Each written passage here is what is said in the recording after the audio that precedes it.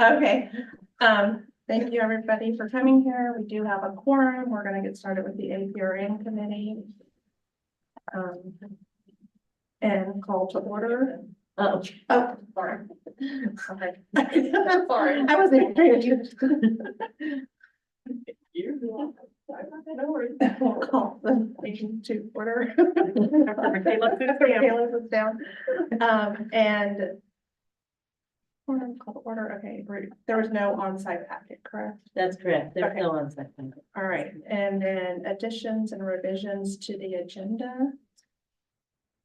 Yeah, we might add to the agenda just the vacant positions, so I can kind Okay. of talk through those and see what the committee might want me to do or something. Okay, do you want to put that as our That's my probably new business. new business? Oh my I don't gosh. want to lose it. Number 3, new business number 3. Okay, so we'll add vacant positions under new business number 3.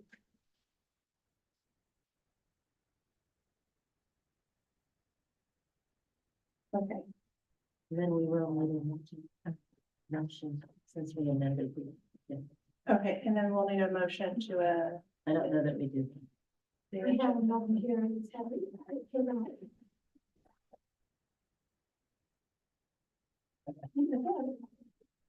Okay, would you like to do this? I move to approve the agenda as amended. second. I second. We vote, right, Paul? Yeah. All those in favor say aye. Aye. Any opposed? Okay, so revise the agenda for today. Announcements? Yes, Madam Chair, we've got some new members that I want to welcome.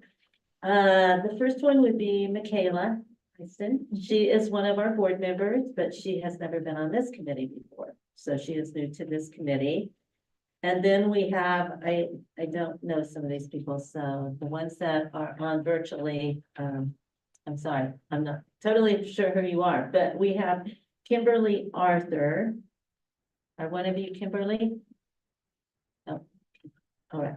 We have one. That's okay, there we go. All right, welcome. And then we have Michelle Reisinger. Okay. We have Kimyetta Brent. Yes, Are you Kimyetta? That's All me. right, there we go. There we got those. All right, so those are the new members. Just welcome to Welcome. everybody. Thank you. Thank you. Thank you for coming. Yeah, thank you for offering to your service. Okay, is that all the announcements? Okay, and then we're gonna go for approval of the minutes. A motion to approve.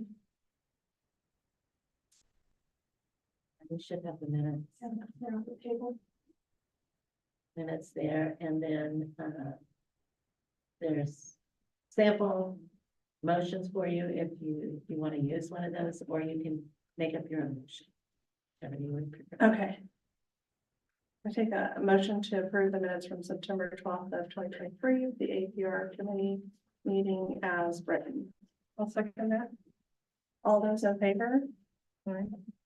Aye. Any opposed? No. Okay. That's done. Okay, and then we're gonna go on to the first item on the agenda, which is APRN programs approved for licensure. And just kind of let you know, this is the first time you've seen consent item agenda on there. The decision was made in the committees to use consent item agendas for some of the items in which you need the information, but sometimes you approve it, sometimes you don't. However, you'll have to approve the consent item agenda each time. But there may be things underneath there that are not going to really require any discussion. And that's what you see today, this APRN program. Just kind of let the new members know what happens here is in our regulations, we have exactly what is required for curriculums, clinical hours, everything like that for graduate programs. Okay. That covers Kansas, the programs in Kansas. However, we have a lot of graduates from outside of Kansas who want to get licensed in Kansas. So our regulations say that they have to have education that's equivalent to what we require in Kansas. So I bring back every meeting, out-of-state programs that we have looked at to see if they meet our requirements when a graduate from there has requested to be licensed here. And we don't hold it up because otherwise you guys only meet every quarter. And so we could get one tomorrow and that person's licensure would be held up until March. We don't do that. So basically what you see on page 7 in your packet is the requirements and the 2 out-of-state programs. Sometimes we have a lot, sometimes we don't. And all of the information filled in for them, you know, the clinical hours, accreditation, all of that. And then whether they meet their requirements or not, which both of these do. So the graduates from these 2 programs did get licensed in Kansas. Their education was determined to be equal. So you'll see this every time, but that's what it is. Okay, do I have a motion to move to approve the consent item agenda, which includes the APRN programs approved for licensure? I'll second that. Okay, all those in favor? Aye. Any opposed? Okay.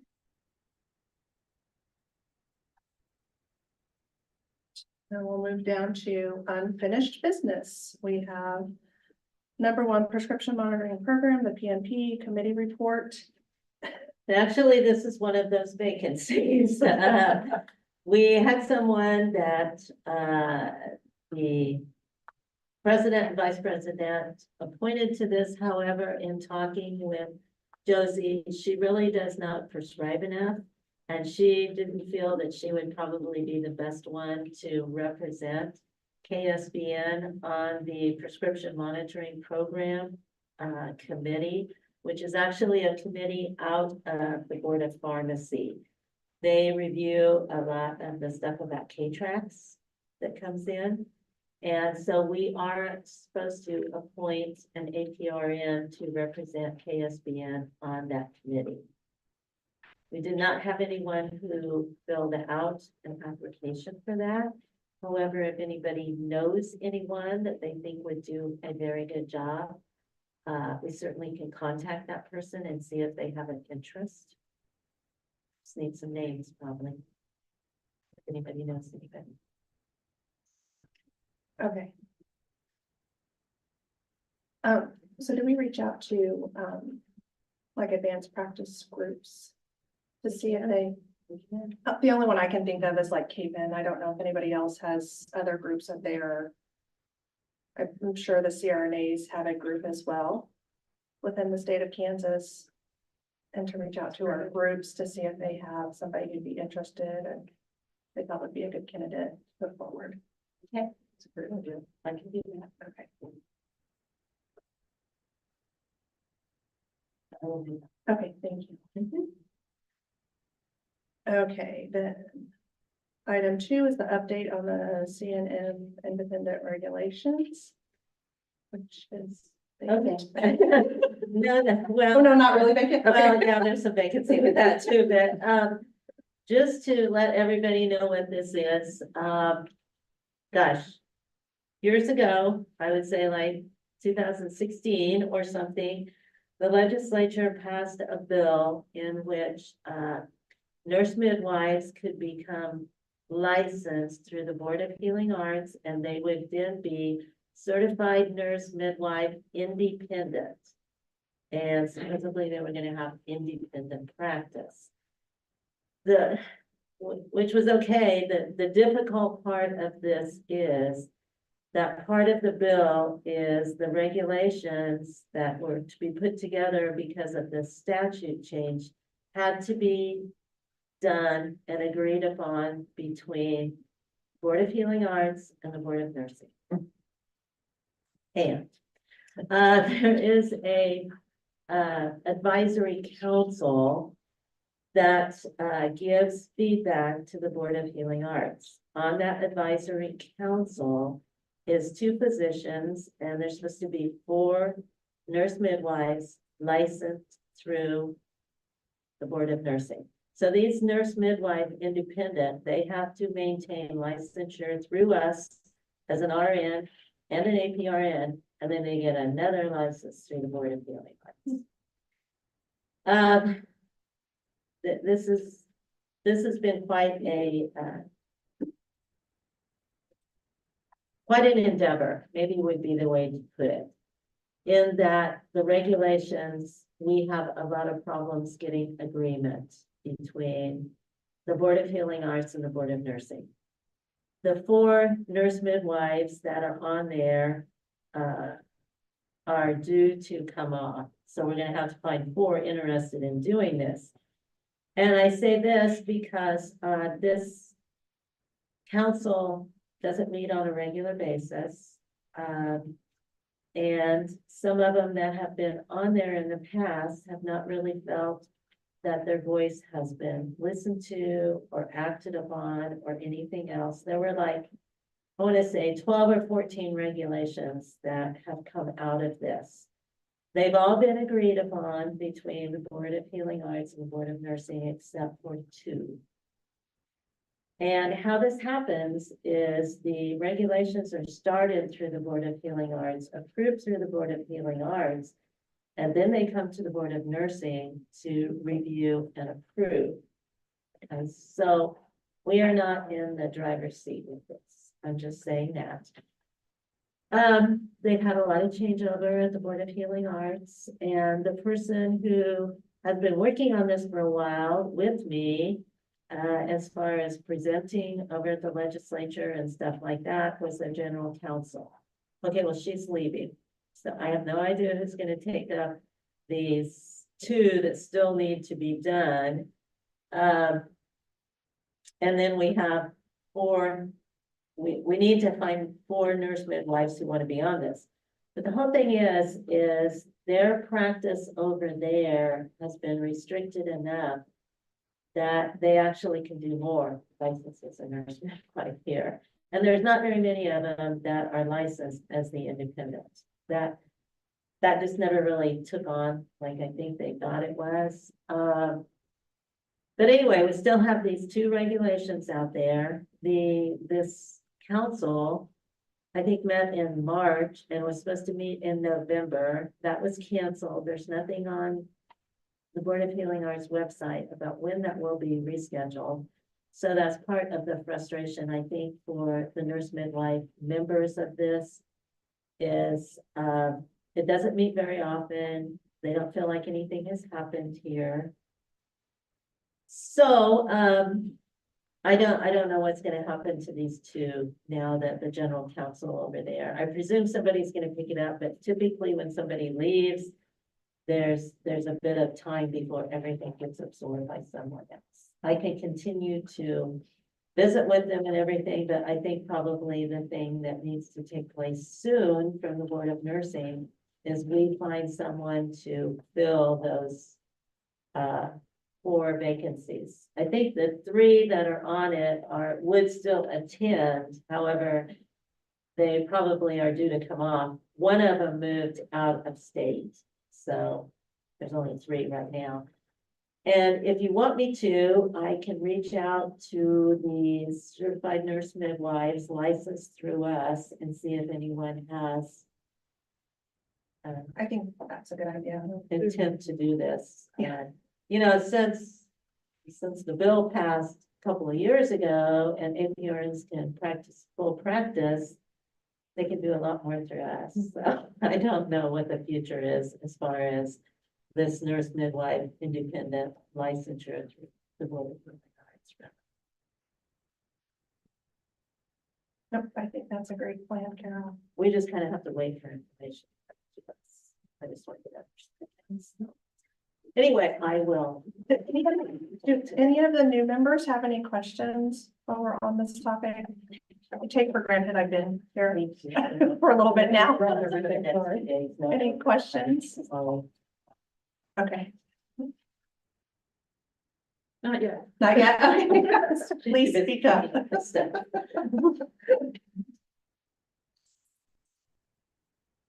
Okay, let's move on to number 3 on our unfinished business, the graduated preceptor qualifications, KAR 60-17-104.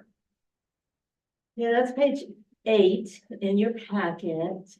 And this is in here because we had a request from, I think, a couple of the graduate programs who wanted to use physician assistants as preceptors.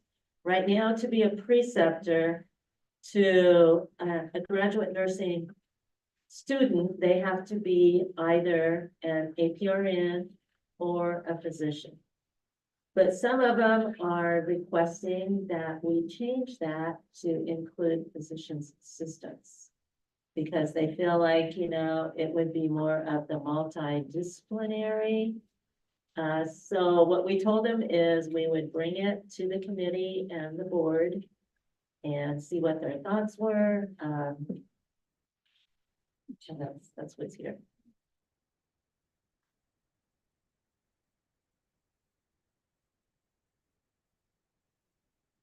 Anybody have any questions, thoughts?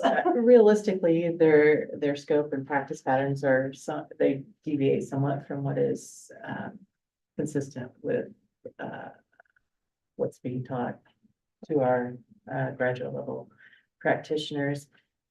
You know, and I would have to honestly say that there are times that probably students are in a clinical site that maybe they're in an orthopedic office with a nurse practitioner or with a physician. Then maybe there is a PA injecting a knee that they may go over and watch them do it, as long as the preceptor is present in the office and such. It is getting more difficult to find preceptors, especially with some of the PA programs infiltrating in different parts of the state. But I think that it's important as nurses that we maintain the integrity of having nurses precept our students, would be my opinion. And I had a few thoughts on it as well. As I thought on it and reflected on it. If these programs needed a little bit of help with finding preceptors, not making it a change to where it incorporates the whole entire program. Maybe about a 5%, however that would look, or not necessarily very narrowly defined down to a physician assistant, but a licensed healthcare professional. So then that way, if they were to do additional potential clinics or a day or 2 hours, those types of things with, like you say, like an orthopedic, or it gives them a little bit of wiggle room because we are multidisciplinary. I don't know how anybody thought about that. I thought the physician assistant was pretty narrowed in our, when we're trying to get more preceptors. If we made it just a little broader as a healthcare licensed professional in the state of Kansas, and ensuring that it's not the entire full hours of their clinical preceptorship, because as you've made a great point, we are definitely trained different aspects than a physician assistant, and make sure that we don't lose the basis of the nursing.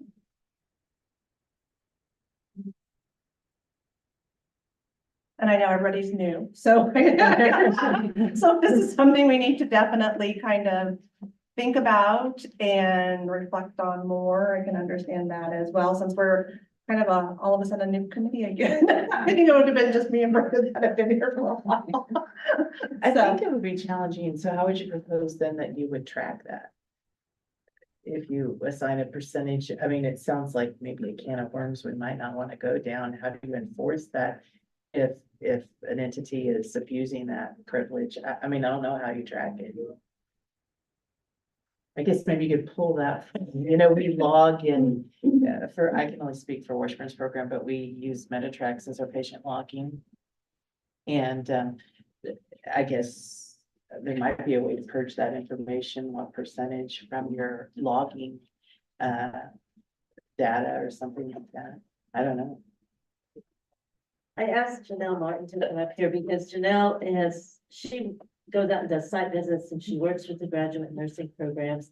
So she may have a little bit as far as feedback and stuff like that. I know she was included on the letter that was sent to Janelle and I from one of the graduate programs requesting that the board look at this. So, Yes, thank you for allowing me to speak.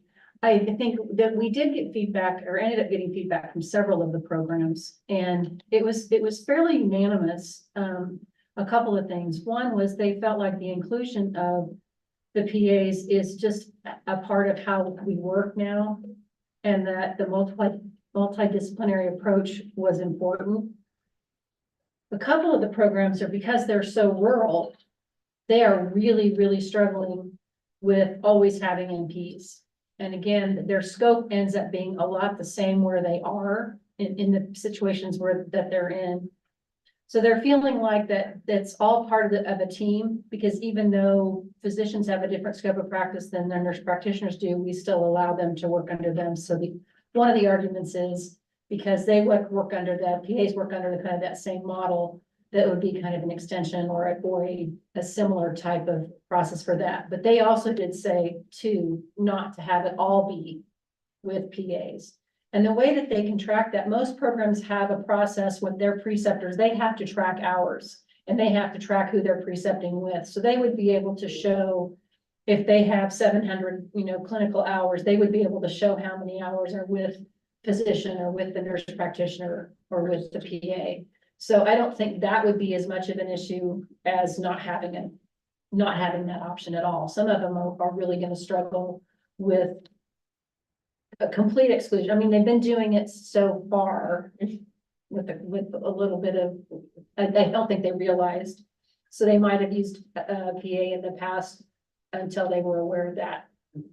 Or there was an NP present and then that person couldn't be there. So it's been a little bit of an issue, but they've all gone back to making sure they have just right now, just physicians and NPs. But that's what the feedback was from them, was in terms of a multidisciplinary aspect.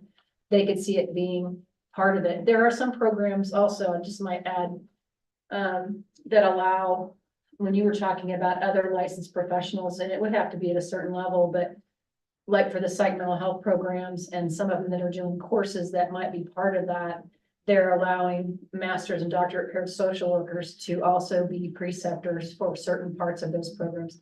So it does allow for a certain amount of hours under someone other than an NP, which again, I think could be easily tracked by the programs because they're already doing most of that already. I think that's. If I could cut in real quick, I just want to inform the new ones. We can't actually see you raise your hands in the meeting room. So Kimieta, if you had something to say, they didn't see you raise your hand. Oh, sorry. Just making you guys aware of that. Thank you, Paul. Meta, did you have something? No, I was just trying to make sure and clarify that I understood exactly the conversation with the use of PAs as preceptors, just to understand exactly kind of the impetus for it. And I think it was explained shortly thereafter, so I lowered my hand. Okay. Thank you. Yeah.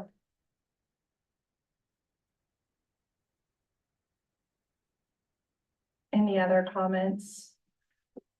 Questions? Concerns? No, I mean, I see the need for it potentially, but I still struggle a little bit with the variation in practice. And even though, 1,000 clinical hours is a lot of hours, a lot of people will say it's not enough sometimes. So I wonder if they venture outside of that role, how that affects them moving on. I don't know.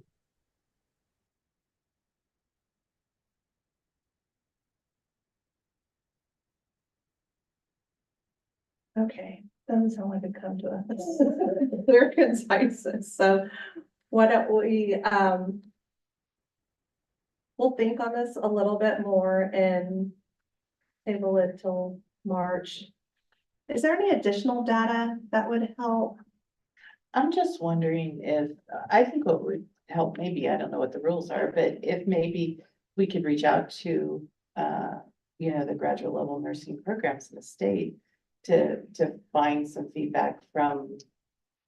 Janelle That's, did that. that's Oh, what you- Janelle did. I think that was probably in an earlier packet, maybe. It might have been, I think it might have been in the packet from last time, and I'm sorry I didn't bring it with me, but that was the reason we did ask for that feedback, and that's what I was referring to earlier. I'm sorry, I didn't really state that very well. That the feedback for the most part is they felt like PAs were a part of the process, and that even though the scope is a little bit different, that what the objectives could be met, having them as part of the a preceptor team, or, and especially in situations where there might be other MPs around as well, because a lot of them work very, very closely together. That they felt like that would be beneficial for their programs. And I mean, this is coming from primarily 6 state schools. I don't think anybody had any objection to it. In the feedback that I got, most of it was very positive in terms of inclusion. Again, back to the not all the hours. But so a percentage feels like a better idea. I don't think anybody would have objected or had the objection to that. Kind of like we do for undergraduate education, we limit the number of precepted hours overall. And So what would we you- have to track that. What would you propose, or what was the proposal that those entities thought was a reasonable percentage of hours? Now, that I don't think we asked specifically, and I can't remember right off the top of my head if anybody, I mean, I could go back and do that if that's a piece that would be helpful. The other thing I was gonna suggest is, I know that other states have had kind of the same, some similar types of questions, and I could go back to, we work with an education committee that has all levels involved. And there are surveys that are done that we all take part in as part of the state boards. And I could go back and look to see if this question has come up for any other state and just bring back that information. Or if it hasn't, to reach out and ask that question of other states, just to get a general idea of what, not that we have to do what everybody else is doing, but to just give you an idea of what other states require in terms of their preceptor or in those roles. If that would be helpful. So we could reach out and I bring think that that would be- next time, and maybe Yeah. the feedback that we got that was in, we can put that in next. I think time. it would be helpful, and it would be helpful from a documentation standpoint that we did our homework Absolutely. before approving something. Okay. we can do Well, that. I didn't even think about putting it back in there, because we did have a feedback sheet from the last time when we asked it. Yeah. That would have been great to have, you're right. You can do that. Okay, thank you. Okay, so we'll get more information. We'll reach out to other states of, boards of nursing and kind of get that feedback and move this to March. Okay, clinical hours requirement draft KAR 60-17-105, the revision. This starts on page 10, and just show you there's some other revisions. Some of it is just kind of cleaning up some verbiage, language and stuff like that. That is kind of going through the education committee. However, what was discussed in this committee last time is on page 11. Right now, we require 500 clinical hours, okay, in each clinical track. However, the recommendation was that be increased to 750 and have it like direct patient care practice hours, not just clinical learning hours. So you've kind of got that on page 11, kind of a possibility how this could be changed. And just to let you know, when we revise and stuff like that, anything that's underlined would be a new word or a new language that's put in. Anything that's struck through, like clinical learning is struck through. If the revision was accepted and approved and goes through the process and everything, the clinical learning, that would come out of there then. And it would no longer be hours of clinical learning, it would be practice hours. just kind of let you know. But what would have to be changed is after January 1st, 2024, because it typically takes roughly 6 to 9 months to get changes through the state process. It's not a fast process at all. And it slows down when the session starts in January because they get inundated with new bills and stuff like that. So that date would have to be changed until, I'd have to think about what would be a more reasonable date that we might have this implemented.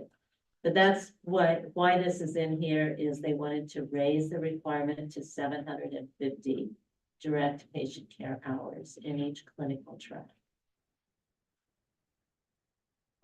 So I have a question. Who is they? This committee. This committee? Okay, I was trying to remember. Yeah. This has Is actually it us? been, this actually has been talked about for probably 2 meetings now. Okay. And they just felt like 500 hours was not enough.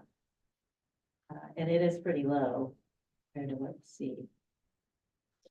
Could you define, Carol, the difference between the clinical and the direct patient care? What would be, what's, Direct patient care, you have to be working with a patient, direct patient care. Versus clinical learning could be in a clinical setting. or simulation? Does that Yeah, include something simulation? along that line, Yeah. yeah. And they just felt very strongly it should be direct patient care hours to have them the best prepared, you know. So would that exclude simulation? No, Not necessarily. no. Okay. You can have simulation elsewhere, you know, like in the curriculum, but it just wouldn't be the direct patient care hours. If that makes sense.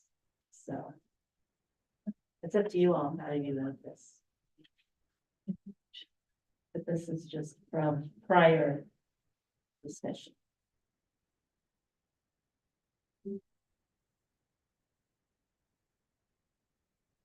So do we have any feedback on that from schools of nursing? I don't know if we did anything with the schools of nursing about raising that to 750 hours, did we? We have not reached out to them. A couple of things that I can remember that have come up. The ACCN or ACCN Essentials, I think that are coming out that are for graduate programs. I think we might need to look at that because I think the hours, there's something about hours in there. The other thing that came up is the APRN compact, even though we're not in that yet, that is something that's in process. And if we want to be in alignment with eventually with what that looks like, we might want to look and see what it is currently, because I was gonna try and look it up real quick. I'm not sure I know what it is. But if we're gonna go ahead and change it, I think what we're seeing in practice is yes, 500 is really low. I think you are right about the ANCC essentials. I think that is correct. I think you're correct with that. It seems like I heard something about 1,000 practice hour or clinical hours, but I may have been, it may have been referring to something else because I haven't heard it since the last time. It hasn't been a couple of years ago. I was talking with the program about that. I mean, we can find out more information and bring it back. You want us to? I think that And sounds like a good I idea. think it makes sense what you do say about being in alignment if there's something moving forward that you're looking at on a compact that we're in alignment with other. Absolutely, States. because it takes so long to get through across Yeah. the street. Yeah. So we better be as close as possible Have if your we eyes can. dotted and your T's crossed. The more we have. Okay, we can find out more and bring it back Okay. in March.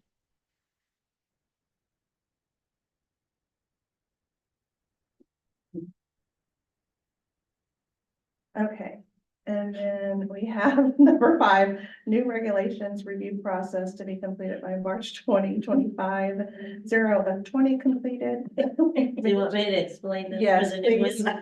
Okay, probably, maybe a couple of years ago, they passed a bill over in the legislature saying that the agencies had to review their regulations on like a 5-year cycle, which we had already been doing.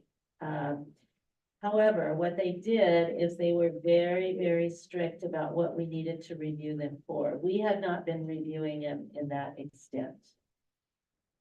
Plus, they put the time label for us about when we have to have this finished. So this has to be finished and I have to submit the report by July 1st of 2025, which sounds a long ways off. However, we have 90 regulations in the Nurse Practice Act. So what we did is we separated them out by committee. Some committees have a lot, some committees don't have very many. APRN has more because we have four APRN roles and stuff like that. What you see on page 13 is the ones for the APRN committee. And when I say they have to be finished by March of 2025, how we're doing this is there is a review sheet, and you'll see that on page 16. That has all of the information that's being asked on this report that I have to submit. So basically, you have to look at every regulation that has been assigned to this committee. You need to go through the questions in part 2 on this form. You know, what is the necessity of why we need this? Is it necessary? What's the potential for revocation? And that means if we revoke the regulation, it goes away. And then, is it inactive? Okay, I can almost tell you all of them are active. And we don't really have regulations that are inactive that we don't use. I believe the thought behind this across the street is some agencies have a lot of regulations, but they don't look at them on a regular basis. And they just want us to be able to revoke the ones that we do not need, because there's a large amount of regulations in this state. They would like to see that number come down if possible. So these are questions that we have to answer. And it's very important that the committee and the board are the ones who answer this, not the staff.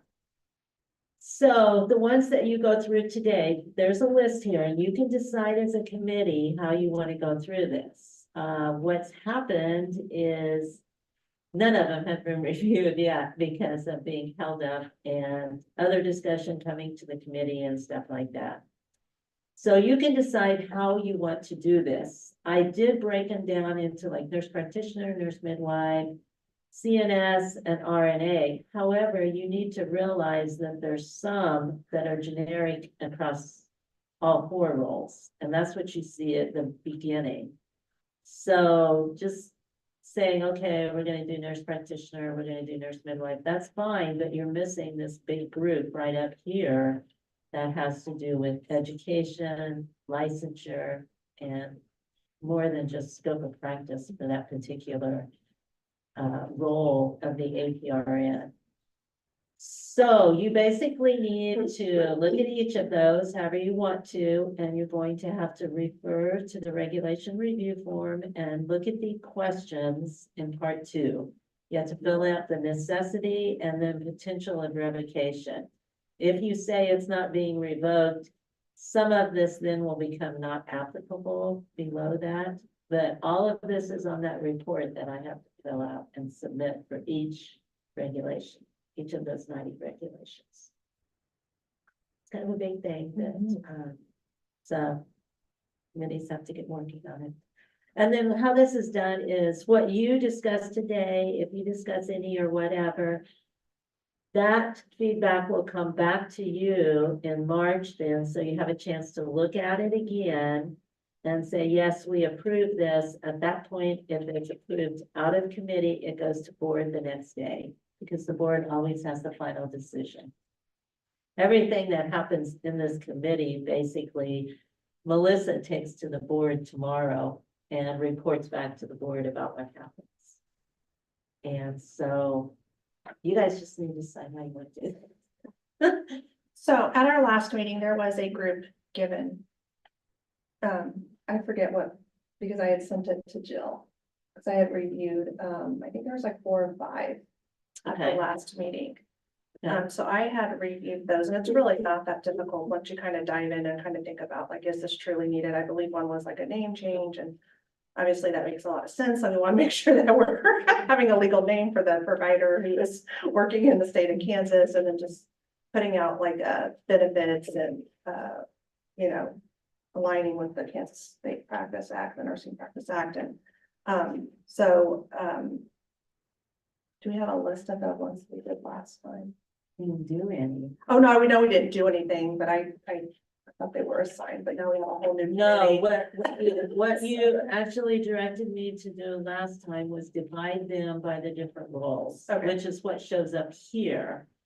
In addition to this long list that's APRN all four roles, because once you get into the specific are like more of a scope of practice functions, nurse practitioner or something along that line. Now the RNAs have a little bit more because there's this a little bit separate at times, but in other times they're under the general APRN, a little confusing at times. Okay, so as a committee, would you like to start with just the all four roles? And try to have all of those completed by March? Or is that too much? Do you want to start lower on the list? Cause you just have to basically take one of those, take a form for each one. And just put your thoughts down and then bring it next time and you all can discuss it. As a committee, what you want it to look like and give it to us, and then we can bring it back the time after. But if you've done some work before coming, I think it will move much faster. It's up to you all. And then I did have, from the practice committee, I had a fillable PDF that worked really well. So you can kind of just type it, save it, come back and look at it. I don't know how anybody else feels about that. It's a great idea. Instead of, I don't know, handwriting. We can actually email that out to you. Okay, perfect. So then you'll separate who gets, each of us will have separate ones to work on, or we'll all be working? What do you want I thought we would all give thoughts on, on this long list? On the of long list APRN first, all four all roles? Okay. yes. And some of it, I think. We'll go. Like expiration dates of licenses. Okay, yeah, Yeah. we need that. But at the same time, we want to make sure we give the best, our best, what I want to say, we want to make sure that they understand why we truly need this regulation and why it does not need to be revoked. So I Sure. feel like we need to come from every perspective. Sure. So, from every, nurse and modality, the CRNAs, Michaela, you know, those types of different, like, why do we need this? And I want to make sure that we have all those good ideas. Sure. Cause it's my idea, I don't know, because this is still kind of a new process over there. But I've heard that we actually have to go over there after we submitted the report and answer questions and stuff. And there will be questions about why we have so many, I can tell you that, but we are here to protect the public too. So, I want to make sure we put the best case forward. yes, yes, so that's why. Possible. So yes, so let's start with the first APRN all four roles. Okay. And we'll do fillable PDFs. Yes, we will I think email that will that be- out to you. So then that way we can just kind of, and then send it. And then those will be the ones we look at in March.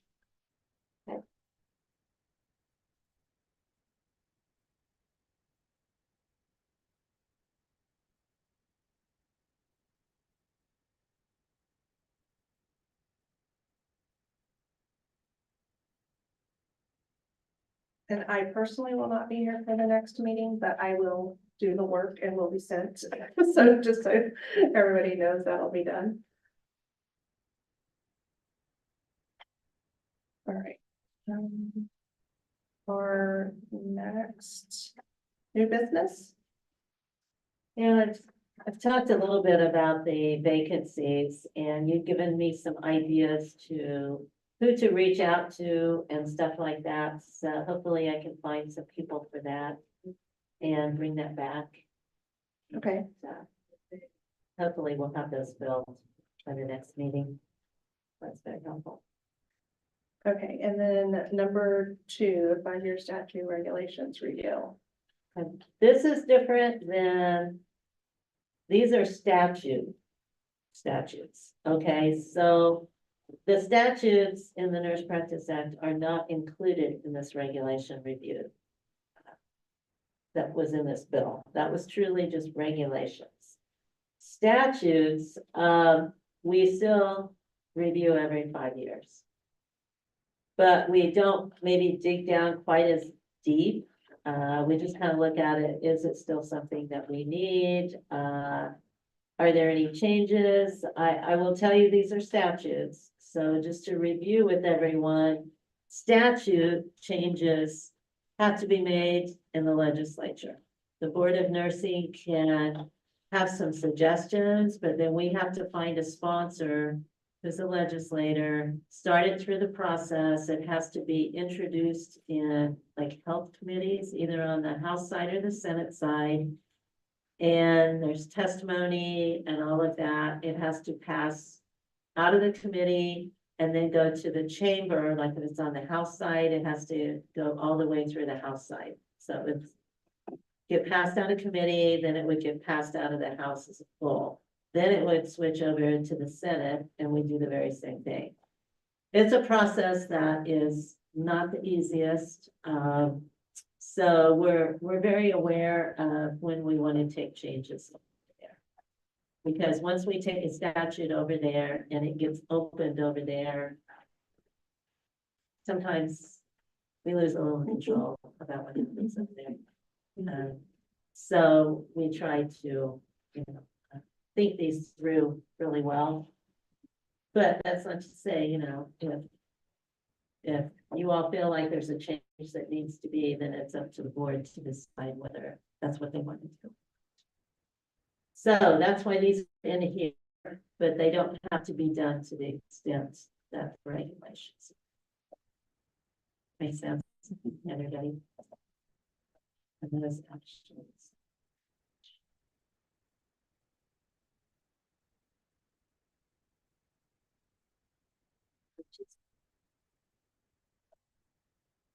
When I reviewed them, I didn't see anything that truly jumped out that needed to absolutely be done personally, but I want to make sure everybody else felt the same way.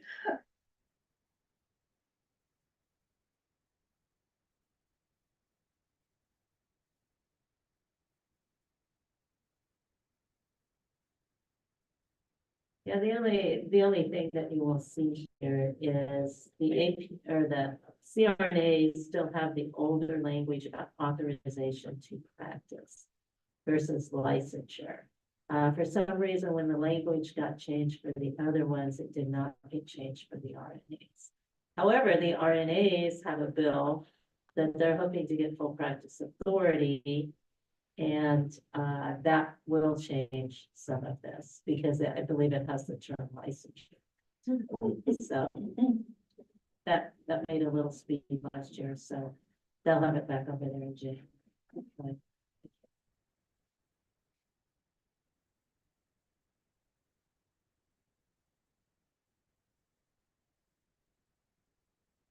Hey, any questions, concerns, anything jump out at you that really did too?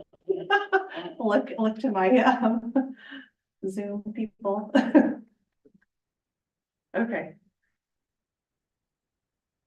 So on these, all you have to do is just like vote to approve them as is or something like that, just to show that we did the 5-year review of them. Okay, perfect. Do we need to do each one individually, I'm assuming? Or Probably by the motion second. Well, I did the one, the which was the 60-17-105, but the KSA 65-11-55-58 and 59 were put together. Okay, yeah. Okay. Nice together. All right, let's start with, do I have a motion to move to approve KSA 65-11-55 or KSA 65-11-58 and KSA 65-11-59 as written? Oh, move. Move, do I have a second? I'll second. Okay. Yeah. All those in favor? Aye. Okay.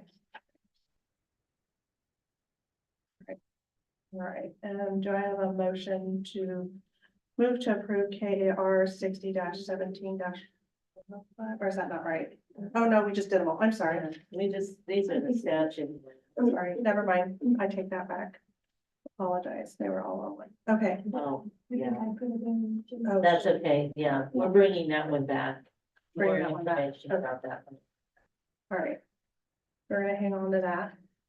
Okay, and then number 2, committee description from KSB and articles. Okay, this starts on page 119, and we have about 5 minutes here. But the board looks at our articles like every year, every 2 years, something like that. The articles are not really part of the Nurse Practice Act. The articles are kind of our guide, so to speak. Part of the articles, it talks about all the committees that we have. And for each committee, it talks about membership, purpose, and all of that. So the board wanted each committee to look at their information in the articles to see if there needed to be any changes made. So for APRN, there's the APRN committee, but there's also this Nurse Midwives Council, which is the one that works with BOHA on the independent nurse midwife. That's confusing. It is very confusing. So you just need to basically look at this, and if you need to think about it now that you know what it is, I mean, we can certainly do that. But it just talks about the membership and the purpose of why we have these committees.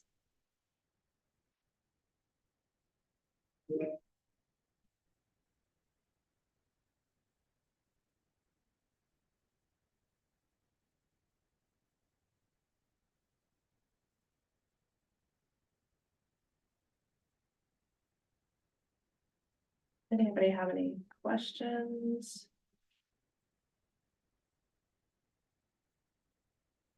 Or potential changes?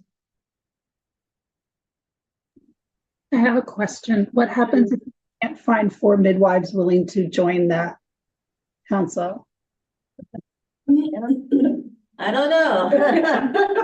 We're gonna try. Like I said, I'm not sure how much interest there is, but we will certainly give it a try, because according to that statute, we are to have that. So we'll see what we can do. I'm not sure what happens if we don't come up with it, truthfully.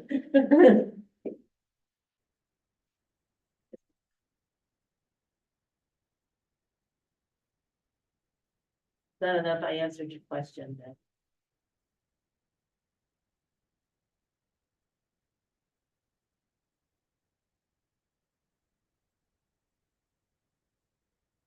That, or you can let people think about it, bring it back next time. You only got like 2 minutes. Okay.